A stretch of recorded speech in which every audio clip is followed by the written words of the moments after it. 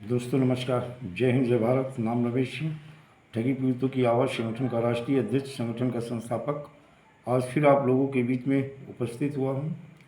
दोस्तों, जो मैंने माननीय मुख्यमंत्री योगी आदित्यनाथ जी के वहाँ प्रार्थना पत्र दिया था, जिसको लेकर के एक ने कई दे चुके हैं, और विभिन्न चीज़ों को लेकर जो सक्षम अधिकारी, चाहे वर्ष एक्ट के हो या PID एक्ट के, जो विधि का पालन नहीं कर रहे हैं, जो आवेदन हुए उनका निस्तारण नहीं करें, कंपनी को नोटिस भेजना और उनकी प्रॉपर्टी अटैच करके पीड़ित जमाकर्ताओं का भुगतान सुनिश्चित कराना, जो भी अधिकारी सक्षम अधिकारी हैं, जिम्मेदार अधिकारी हैं, वो अपनी जिम्मेदारी से पीछे हट रहे हैं और लगातार निवेशकों को, जमाकर्ताओं को परेशान कर रहे हैं। अभिकर्ताओं का भी उत्पीड़न हो रहा है। इस चीज़ को लेकर के देखा जाए, मैंने कई ऐसे, चाहे वो मुख्यमंत्री हों, चाहे वित्त मंत्री माननीय सीतारमण जी हों, चाहे सक्षम अधिकारी हों, बहुत सारे जो आवेदन हुए हैं जिलाधिकारी से लेकर के, काफ़ी रिमाइंडर भी जगह जगह संगठन के माध्यम से दिए गए। सांसदों को अगर देखा जाए तो लगातार बधाई के साथ साथ अपनी पीड़ा उनके समक्ष रखी गई और बैठकर बातचीत हुई। कई सांसदों ने इस चीज़ का आश्वासन भी दिया कि हम संसद में इस मुद्दे को उठाएंगे। अब हालात परिस्थितियाँ उनके सामने कैसी थी, जो इस मुद्दे को नहीं उठा पाए, नहीं रखे। एक दो सांसदों ने सहारा और PCL इंडिया को लेकर के रखा भी, लेकिन जब तक ये राजनीतिक मुद्दा नहीं होगा तब तक इतनी जल्दी सरकार और सरकार की अथॉरिटी सुनने वाली नहीं है। लेकिन एक ऐसा माहौल अब बन रहा है और दिख रहा है, एक बड़े आंदोलन की तरफ संकेत भी साफ हो रहे हैं। 22 तारीख को जैसे देखा जाए, सेबी के समक्ष अपनी बातों को मजबूती से रखना के सन 2014 में देखा जाए, PCL इंडिया जैसी कंपनी को प्रतिबंधित किया गया, उनकी प्रॉपर्टी को अटैच किया गया और सेल आउट करके काफ़ी पैसा, लोढ़ा कमेटी का गठन हुआ, काफ़ी पैसा आज उनकी प्रॉपर्टी बेचने के बाद काफ़ी पैसा सेबी के पास है। लेकिन पीड़ित जमाकर्ताओं को जिस तरीके से भुगतान किया जा रहा है, लगता कि 500 वर्ष बीत जाएंगे लेकिन भुगतान संभव नहीं हो पाएगा।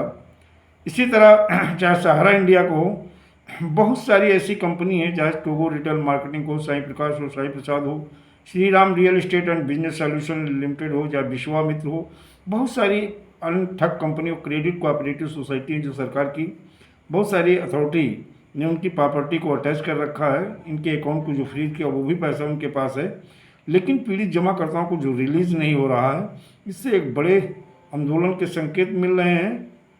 और अब लगता है चीज़ें जो दिखना शुरू हुई हैं कि सरकार को भुगतान अब करना ही होगा, और अन्य संगठनों के माध्यम से भी देखा जाए, आंदोलन किए जा रहे हैं, अपने अपने स्तर से सभी प्रयास कर रहे हैं। और एक बड़ी रणनीति के तहत देखा जाए, 22 को सेबी के का घेराव करके अपनी बात को मजबूती से रखना, और उसके बाद में एक बड़े आंदोलन की रणनीति बन रही है।